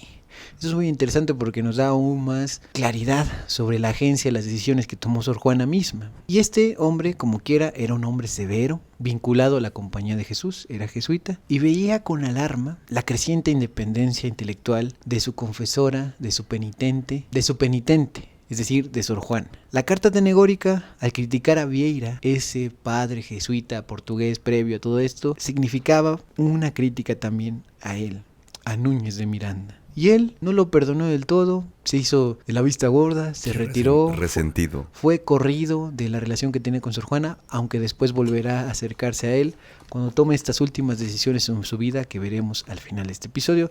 En todo caso, Antonio Núñez de Miranda es el resentido, el alejado, el confesor, después el exconfesor, todo ese tipo de relaciones difíciles también en medio del seno de la iglesia. Y por otro lado, otro más que quería controlar a Sor Juana, ya lo habíamos adelantado, es Francisco de Aguiar y Seijas. Pinches hombres necios. El inquisidor, porque al volverse arzobispo de México, también practicaba todo ya a nivel eclesiástico oficial de su misoginia radical y había dedicado su vida a perseguir el teatro, como lo hemos adelantado, la poesía profana, la lírica personal, cualquier manifestación cultural que no fuera estrictamente dedicada a Dios. Este güey decía, me caga, no debería de existir. Aparte de que decía incluso que si algunas mujeres visitaban sus espacios, monjas en todo sentido, penitentes también, que se confesaban con él, hacía casi limpiar con agua, jabón y aguarrás y todo eso, el paso que habían tenido por ahí las mujeres. Y no se sabe si él leyó personalmente la carta atenagórica, la crítica al padre jesuita portugués, pero no hacía falta. Todo lo que Sor Juana representaba para él era una ofensa. Este tablero entonces se completa con estos tres personajes: arzobispo de México,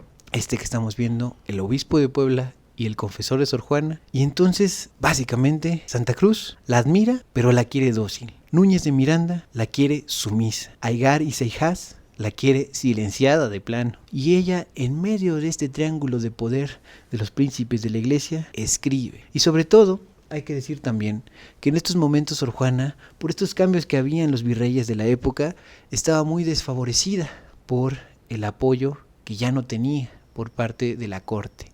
El palacio virreinal solamente vio su poder decaer y sobre todo esto fue en pique porque llegó a la Ciudad de México y a distintos espacios del centro del país en esta época una sequía durísima, distintos estragos, unos levantamientos, motines, hubo falta de recursos. Todo esto entonces empezaba a hacerse como, no mames, el mundo se está yendo la chingada a la Nueva España. Hay estas discusiones entre los líderes de la iglesia. El virrey que llega justo para resolver esto, pero no lo está pudiendo afrontar. Todo esto alrededor de Sor Juana, pues obviamente le hacían mella porque perdía el favor de la corte, del palacio, y al mismo tiempo la iglesia cada vez más quería controlarla por parte de estos personajes. Todo esto es como un maremoto que se le viene durísimo a Sor Juana y también a la capital del país en estos momentos, la Ciudad de México, que se ve muy disminuida de recursos. Todo esto incluso para Sor Juana se puede leer como una maldición que está cayendo directamente para ella porque no está actuando como Dios querría. Esto es un poquito más de especulación, esto es muchísimo más de, bueno, inferir que sí era devota, pero no tanto, pero cuando hay adversidad a veces uno se echa mucho la culpa de lo que Dios te ha dicho que hagas y no haces. Todo este tipo de cosas que muchísimo más en la Nueva España era como, es lo que es y te callas, ¿no? Pero bueno, aún así ella siguió escribiendo un ratito, mandó a la chingada a su confesor, siguió siendo una excelente escritora y dedicó en estos espacios una obra específicamente que es un villancico dedicado a Santa Catarina, que recupera la figura de Santa Catalina o Santa Catarina, que es una mártir de los cristianos, de los católicos en Egipto, en esta zona durísima por distintas razones, donde ella básicamente es una especie de Sor Juana antes de Sor Juana, que defiende sus ideas, su independencia, su devoción a Dios, que por lo mismo es martirizada, pero aún así es salvada por un movimiento de unas ruedas que están siendo para torturarla, pero que se desprenden y atacan a sus propios verdugos, y entonces ahí el signo de la cruz en una rueda. Todo esto Sor Juana lo recupera y dice, ella es de las mías, de las chingonas, de los símbolos de la historia femenina, que es el camino que yo quiero seguir, que yo estoy haciendo, y es uno de los villancicos últimos que escribe. Muchos dicen que es el último, hay varias discusiones dependiendo de la fecha y demás, pero es de los más importantísimos de la última recta de la obra de Sor Juana, pública, popular, los villancicos, que no mandó a que se representara a la catedral de la Ciudad de México como muchas veces hacía, también mandaba villancicos y loas para la catedral de Puebla. En este caso lo manda para la catedral o alguna iglesia específicamente de Oaxaca, porque había ahí, digamos, más libertad todavía de este control que estaba empezando a quererla limitar absolutamente. ¿Y por qué una mujer que para esta época parecía que lo había conseguido todo dentro de este estrecho mundo del virreinato, lo abandonó, todo esto que había alcanzado? Aquí tenemos que hablar del silencio y la sangre, la recta final de la vida de Sor Juana. Entre 1692 y el 93 ocurre algo que hoy los historiadores siguen discutiendo. Sor Juana en la cima de su gloria, sus libros se imprimen en Madrid, su fama cruza el Atlántico, es la 10ª musa, el Fénix de México, deja de escribir, cierra su locutorio, ese espacio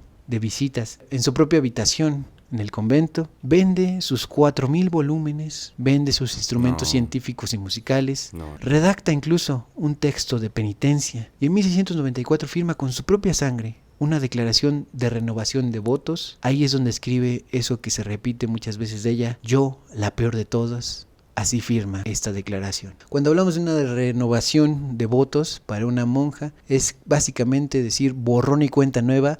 Todo lo que he hecho hasta el momento en el convento no cuenta. A partir de ahora voy a ser verdaderamente por primera vez monja, pero de veras, en serio, porque lo que hice antes ya no me consolida como lo que quiero proyectar en medio del convento, en medio pues de las madres, de las prioras y también pues de mis hermanas del convento. Fue derrota, fue estrategia, fue martirio. La historiografía reciente está matizando mucho de la versión trágica. Los documentos hallados, por ejemplo, por Rodríguez Garrido, muestran que sus adversarios directos eran contados y muy poco influyentes. El testamento del clérigo que vendió sus libros no habla de la biblioteca entera, sino de distintos libros nada más. Sor Juana, además, había comprado su propia celda, su habitación, en 1692, con permiso del arzobispo, curiosamente. Y quizás siguió estudiando griego hasta su muerte. Pero el gesto de firmar con sangre esta renovación de votos es real. Y el silencio también. Quizás la respuesta no sea una y únicamente una. Quizás Sor Juana, al firmar con sangre, ejecutaba un acto de coherencia trágica. Si no puedo ser quien soy, dejaré de ser. Enterraré mis libros, venderé mis instrumentos, me callaré. O quizás sabía que su obra ya estaba a salvo. Sus versos viajaban solos, gracias a varias de las virreinas. Eso es muy cierto también. Y entonces podría decirse que ya no necesitaba escribirlos. Vender la biblioteca, obligarla a venderla, fue entonces un gesto político. Tómenlo todo, ya no me pertenece, podría haber dicho. Pero también una paradoja. Los libros se dispersaron, pero sus palabras no. En 1695 llega esta maldita cuestión de la epidemia de Matlazáhuac, de la tifo en español, y arrasa la Ciudad de México. Sor Juana, que ya no escribe, cuida a sus hermanas del convento. Asiste a estas mujeres enfermas, las lava, las consuela, hasta que ella misma cae en tifus, enferma en esta situación. Muere el 17 de abril, no en medio de los aromas de la santidad, no rodeada de sus libros, en una celda casi vacía. Sus exequias, extrañamente, son discretas. Este funeral es muy pequeño. El clero, que tanto había presionado para su conversión, para que se rindiera, para que dejara de escribir, no celebró su victoria. Quizá porque en el fondo sabían que no habían ganado frente a este Fénix, frente a esta grandísima escritora, frente a la 10ª musa. También es cierto que mucho no se hizo de un entierro, digamos, espectacular o que considerara mucho su fama, su legado, porque por lo mismo de que se infectó, sus ropas, su propio cuerpo, pues tienen que ser tratados lo más lejanamente posible. Entonces es una cuestión de matiz en toda esta situación, aunque ciertamente pues mucho pudieron haberse burlado los que estaban en contra de ella, sobre todo el arzobispo, que era un misógino de mierda. Pendejos. Pero ¿qué queda de este peligro cuando la convirtieron en una estatua? Estamos hablando del eco de Sor Juana, del legado, de convertirse de la 10ª musa al ícono feminista en nuestros días. Paso a pasito. Durante los siglos XVIII y XIX, Sor Juana fue leída como una poetisa devota. Sus versos filosóficos pasaron de moda. Sus críticas al poder patriarcal se diluyeron en antologías descafeinadas. Pero el fantasma de Sor Juana, el eco preciso, los reflejos de ella seguían ahí. En 1873, una revista neoyorquina publica, como ya les había dicho, la primera traducción al inglés de Hombres Necios. Silly Man o algo así, no sé cómo lo hayan traducido. Sin firma, eso sí, sin contexto. El veneno ya se derramaba fuera de México. En 1982, Octavio Paz publica Sor Juana Inés de la Cruz o Las Trampas de la Fe. La rescata de este olvido académico, la sitúa en el centro del canon occidental. Amado Nervo ya se había adelantado más de 80 años antes, pero bueno, Octavio Paz pues es el premio Nobel y por lo tanto le pueden ir más atención. Pero también, eso es cierto, estos son sus mejores libros, interpreta su historia, la noveliza, la convierte en una víctima de una trama episcopal que hoy sabemos era muchísimo más compleja de lo que Octavio Paz pudo llegar a ver. Y las nuevas investigaciones del siglo XXI han vuelto a poner los ojos sobre los matices. Sabemos que el obispo de Sor Juana no fue su verdugo, sino un admirador que no supo medir las consecuencias de su admiración. Sabemos que su confesor no logró doblegarla del todo. Sabemos que quizá nunca dejó de estudiar. Sabemos que su biblioteca quizá no fue vendida por completo. Pero también sabemos que la presión sí existió, que el silencio fue real, que la firma con sangre no fue una metáfora. Sor Juana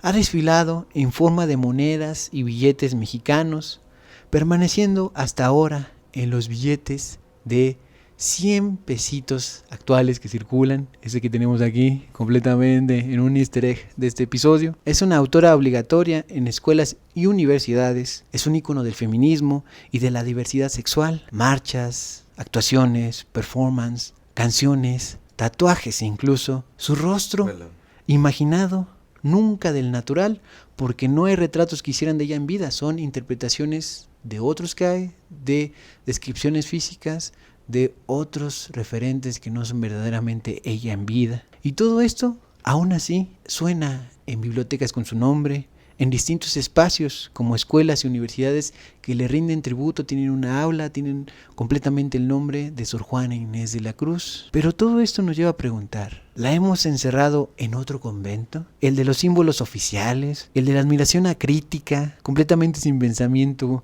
que reflexiona? ¿El de la cita obligatoria, pero vacía? ¿Qué queda de su peligro, de su ironía, de su capacidad para incomodar por estar tendiendo siempre a anhelar el conocimiento? Hay que recuperar pequeños detalles como estos para redefinir su grandeza, recordarla con matices, completa. En la celda, por ejemplo, convivían Ovidio, este escritor muy clásico, y una sartén, la cocina y la mitología greco-latina. No hay jerarquías de poder para Sor Juana, todas son correspondencias. Todo el conocimiento es una cuestión de semejanza, de correlaciones, no importa si es música, la cocina, la cuestión más mitológica o si es la cosa más teológica posible en el mundo. También cosas como que en sus villancicos las personas afrodescendientes cantan como nadie las había dejado cantar antes. En sus comedias las mujeres manipulan el enredo, eligen, se enamoran, se vengan. Estas comedias son dos, no las mencionamos tanto, pero también son cuestiones que hay que visitar. El amor es un laberinto, es una de ellas. Pueden también acercarse a su teatro de enredos de Sor Juana. En sus poemas, por ejemplo, también de amor a Lisi, una de esas virreinas que la acompañó siendo muy joven, el deseo se dice sin nombrarse. Firmó con sangre, pero antes firmó con tinta, y la tinta pesa más. Eso es más importante para Sor Juana y también puede serlo para nosotros, nosotras. Entonces, en todo esto, ¿qué bibliotecas enterramos en vida? No hay moraleja con Sor Juana. No hay lección edificante. Sor Juana no venció, eso es cierto. Por eso estaba muy allegada a la figura de Efeatón, una parte igual de la mitología que fracasa en intentar llevar el carro que lleva e inaugura cada día. ese carro que hace que el sol funcione, y fracasa. Y Sor Juana también lo hace, porque no derrota a sus censores, no recupera todos sus libros, no vivió para ver su obra completa impresa completamente, porque el tercer tomo de sus obras completas fue póstumo. Murió pobre, más o menos, de acuerdo a la época, no tan desbeneficiada, pero tampoco completamente acaudalada, pero eso sí, silenciada y sola. Y sin embargo, su voz nos llega más nítida que la de sus jueces. ¿Qué nos enseña? Esa es la pregunta de este episodio. Antes de responder un poquito más esta duda, veamos qué nos comparte Sor Juana hasta este momento, de acuerdo a Alex Siriana. Pues después de haber hecho toda esta revisión, a mí realmente lo que me queda es un chingo de indignación. Y lo quiero decir de esa manera porque en realidad, así como hemos revisado a Sor Juana, hemos revisado también a otras artistas, también a otras poetas, otras pintoras. En ese caso, por ejemplo, Remedios Varo o incluso Leonora Carrington también la tenemos acá. Una mención también un tanto rápida de Sor Juana en el capítulo de las mujeres polímatas. Y lo que podemos ver en todo esto es esa indignación que tenemos histórica, ¿no? Es una deuda histórica realmente que tenemos hacia las mujeres, porque aquí podemos ver precisamente cómo es que por más que una mujer estuviera dando el 100% o el 110% de su intelecto, de sus formas de vivir, de las cosas que pueden llegar a aportar a la sociedad, muchas de las veces terminan siendo silenciadas, justamente como ella, terminan siendo sobajadas en el sentido de que las cosas que ellas están haciendo no terminan siendo algo que son del gusto popular, sobre todo de los hombres, obviamente, y con ella pues podemos ver ese tipo de cosas que, a pesar de que es una verdadera genia, casi de todas las cosas porque era una polímata, eso no termina por ser suficiente e incluso se convierte también en parte de esta carga que le ponen, que termina haciendo que ella termine en un declive en su vida, lo cual es, la verdad, bastante triste, ¿no? Ya cuando lo hacemos en esta revisión. Pero no solamente hay que quedarnos en eso, ¿no? Sino que realmente tenemos que hacer esta cuestión de justicia histórica hacia este tipo de figuras. Es una ícono, es una ícona de lo que realmente significa, no nada más viéndolo en el sentido de que sea una mujer, que sí, obviamente hay que tomarlo muchísimo en cuenta, pero de una persona que está intentando conocerlo todo, y no nada más es holgura de poder tener una mente súper brillante para poder hacerlo, sino que ella realmente lo lleva hasta las últimas consecuencias en todos sus escritos, ¿no? Si algo yo puedo decir personalmente de ella es que cuando estás leyendo sus letras te das cuenta de que el español que ella está utilizando es algo que obviamente vas a entender casi en un 80%, porque obviamente también tiene muchísimas expresiones que en el sentido histórico pues se han dejado de usar bastante en el sentido cotidiano, pero ella lo está articulando todo de una manera absolutamente complicada, pero también muy bella. Ella tenía un sentido de la estética absolutamente chingón, y también pues los desarrollos que llega a hacer en toda su literatura. Y ahora algo que por ejemplo yo no sabía es que la pintora también, ¿no? Llega a tocar muchas de las esferas naturalmente como una persona polímata, y ya contextualizando en el sentido de ser una mujer en ese ámbito eclesiástico que todo el tiempo la estaba chingando hasta el punto en el que literalmente le quitan básicamente todo. Eso para mí conlleva una reflexión muy importante sobre qué es lo que estamos haciendo nosotros como hombres, como sociedad, por supuesto, para darles realmente un lugar a las mujeres que han sido sofocadas sistemáticamente, intelectualmente, por la superestructura de la sociedad, ¿no? Que obviamente es totalmente machista. En este sentido, con Sor Juana creo que podemos quedarnos bastante con la forma en la que ella está intentando realmente darle algo al mundo, que está muy contextualizado en el hecho de que sí, pues tenía muchos encargos, porque de cierta manera ella pues era una persona sumamente asediada, ¿no? Por este tipo de peticiones de, oye, hazme un poema de esto, oye, ¿por qué no hablas de aquello, güey? Estaría de huevos que hablaras de esta mamada. ¿Por qué? Porque ellos sabían que ellos no podían hacerlo de cierta manera como lo haría ella, ¿no? Porque ella es una persona absolutamente brillante y esas personas lo sabían. Y eso es lo que a mí realmente me parte el corazón, ¿no? ¿Cómo es que ella le entrega todo eso a la sociedad de su momento y obviamente también para nosotros en la posteridad? Y que eso de una manera muy irónica y muy indignante termina siendo también parte fundamental de este declive que termina teniendo, ¿no? Hay que tomar en cuenta también que es un ícono, por supuesto, feminista, pero también es un ícono mexicano, ¿no? Es un ícono novohispano y que pues termina siendo mexicana, y eso es algo que de cierta manera nos debe causar muchísimo orgullo, el saber que había personas en estas tierras que nosotros estamos viendo como Latinoamérica, México, evidentemente, que tenían un alcance mucho más allá del propio continente, ¿no?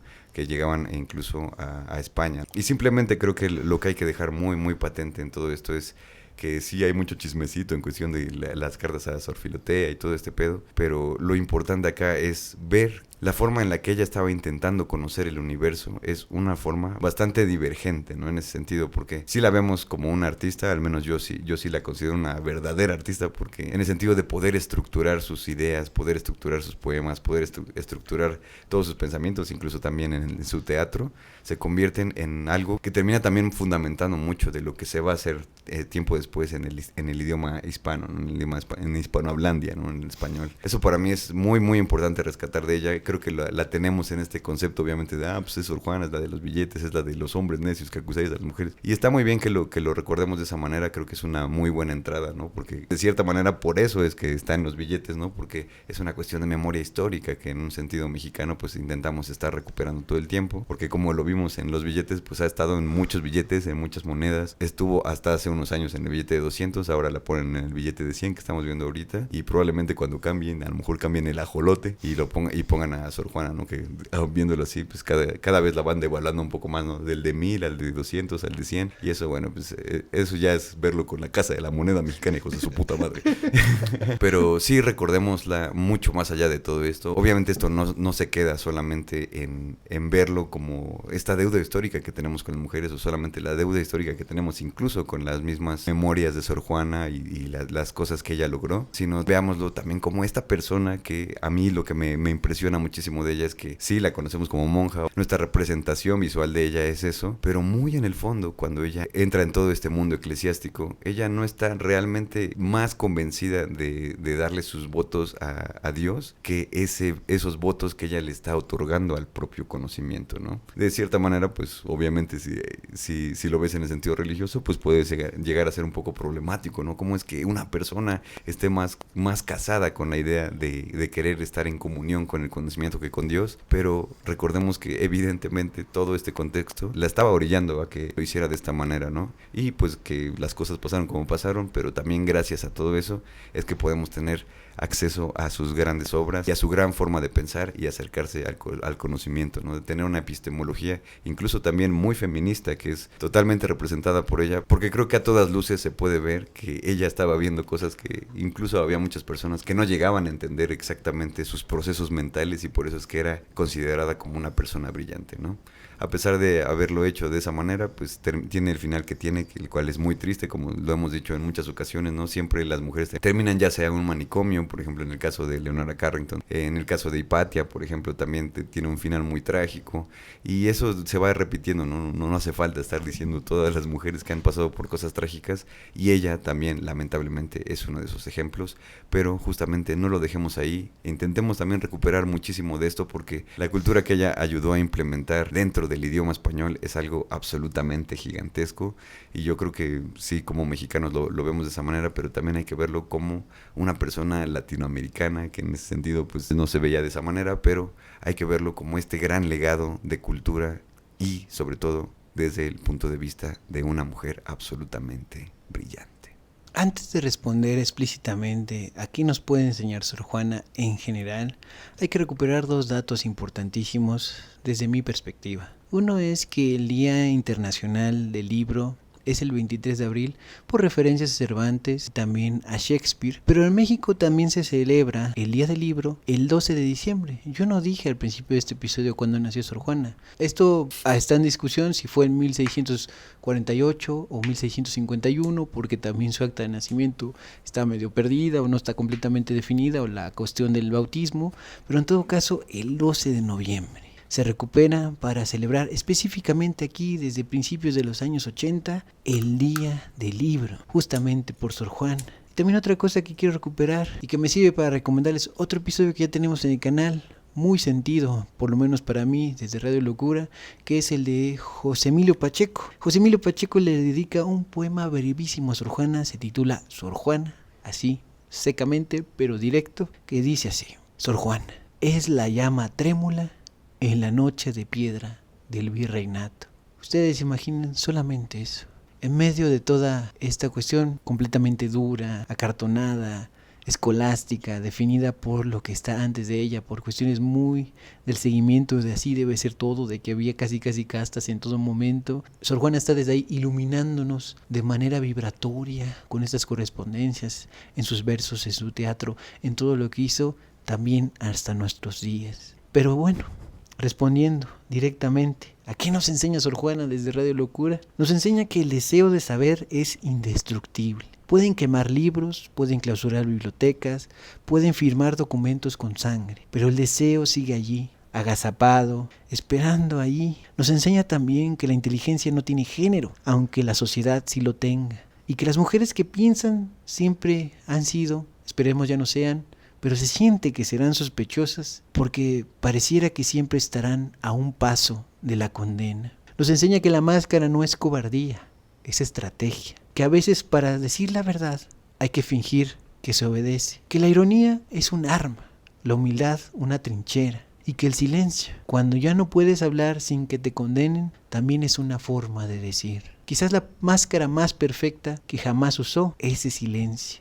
Nos enseña, sobre todas las cosas, que el conocimiento no es un tesoro que se posee, sino un horizonte, un vector que se persigue. Nunca llegamos al conocimiento absoluto, pero el camino ya recorrido vale la pena. Y que ese deseo, esa hambre de conocimiento, ese anhelo por saber más, cuando es tan radical como el suyo, ya no es un pecado, es otra forma de rezar, otra forma de orar.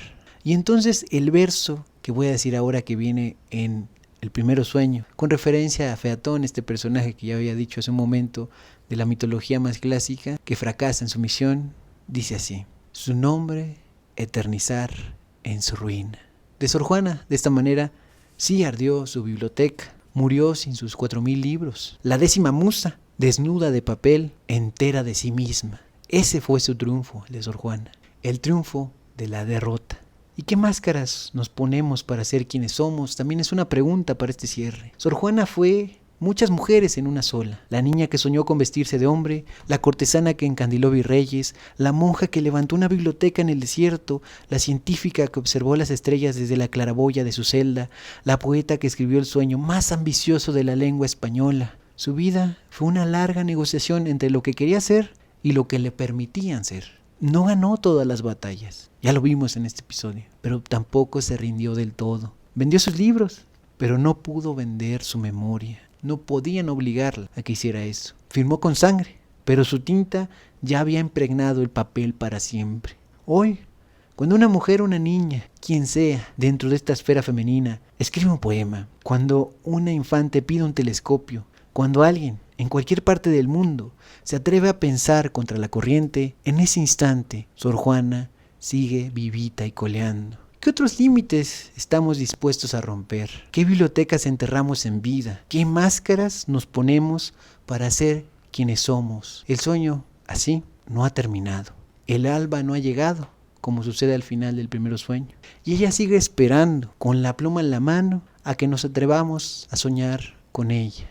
Este sueño, que sí puede ser el martirio del conocimiento, pero también es el sueño del anhelo por saber más. Desde Radio Locura, esta es una oportunidad que por lo menos para mí es muy valiosa para recordar esta personaje impresionante de las letras, de la polimatía, de las ciencias astronómicas, filosóficas, del derecho, de la cuestión teológica, de la Biblia, de la música, de la pintura, de una excelente versificación, del teatro también, y sobre todas las cosas de este enamoramiento por todas las ciencias, por todas las artes. Por eso la podemos llamar la mártir del conocimiento, la herejía de anhelar el conocimiento, el triunfo de la derrota, su nombre, así nosotros, nosotras eternizarlo en su ruina. No olvidemos a Sor Juana, que fue el fénix que ardió en su biblioteca, que fue la 10ª musa, que murió sin libros, la mártir que nosotros no sabíamos que necesitábamos, inclusive cuando este lugar ni siquiera se llamaba México. Sor Juana Inés de la Cruz es la llama trémula